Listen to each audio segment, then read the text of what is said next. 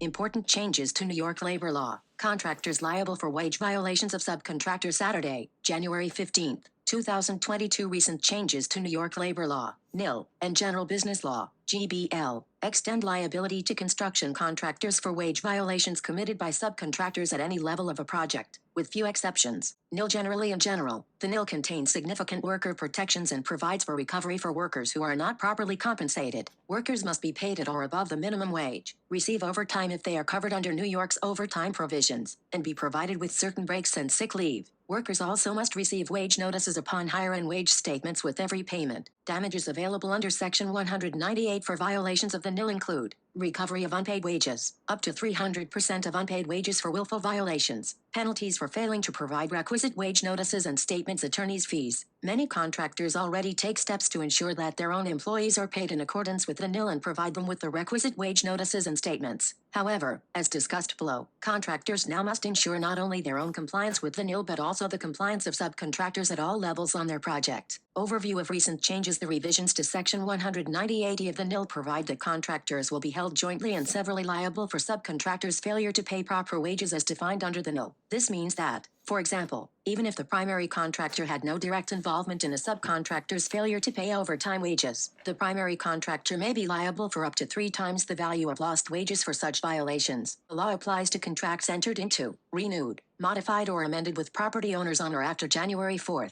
2022. Keep in mind that any amendment or revision to applicable construction contracts, even changes unrelated to the use of subcontractors or wages, may trigger liability for contractors. In light of these recent changes to the law, contractors should not only endeavor to maintain clear records of their employees' pay but also ensure that wage and hour records of subcontractors are maintained. In connection with the changes to the NIL, the GBL, Section 756F, now requires subcontractors, at a contractor's request, to provide certified payroll records containing information regarding wages and benefits paid to workers, names of all subcontractors workers on the project, including independent contractors, the name of the subcontractor with whom a subcontractor is in contract, anticipated contract start date and duration of work, local unions with which the subcontractor has contracts, name, address and telephone number at which the subcontractor can be reached. To the extent data obtained from subcontractors contains personal identifiers such as social security numbers, contractors should ensure that such identifiers are not communicated to the general public. A contractor or subcontractor can withhold payments owed to a subcontractor who fails to comply with a request for such information. Applicability and guidance. The changes to Section 190 of the NIL apply only to the construction industry. The law defines a construction contract as a written or oral agreement for the following: with respect to any building, structure or improvement, construction, reconstruction, alteration, maintenance, moving, demolition, excavation of land. The law specifically exempts public works contracts, home improvement contracts for owner-occupied dwellings, and home construction contracts for 1 or 2 family homes, unless the contract results in the annual construction of more than 10 such units on the same project site. Notably, under this section, a subcontractor may include an entity that has no direct privity of contract with the contractor. Privity says contracts are binding only on the parties to a contract and that no third party can enforce the contract or be sued under it. Accordingly, it is essential for contractors to familiarize themselves with all levels of subcontractors that may be working on their projects, including those hired by their subcontractors. With these new provisions now in place, contractors should take the following precautions to monitor their subcontractors in order to avoid potential liability. Contractors should request employee wage information from all subcontractors who work on a project, including those who are contracted by subcontractors, as permitted by GBL Section 756.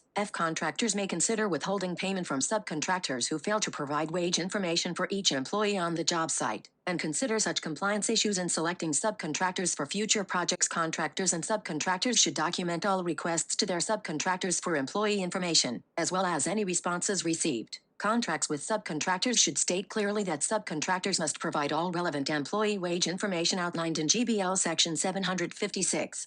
Contractors should include in all contracts with subcontractors provisions that the subcontractor will indemnify the contractor for all damages under Section 190 of the NIL, including for attorney's fees and costs stemming from the subcontractor's failure to comply with the NIL. Contractors should consider amending existing contracts with subcontractors to include such provisions, as any revision to the underlying construction contract after January 4, 2022, triggers the application of the new provision. Note that the law prohibits contracts that prevent employees from exercising their rights to collect lost wages, but contractors may enter into indemnification agreements with subcontractors.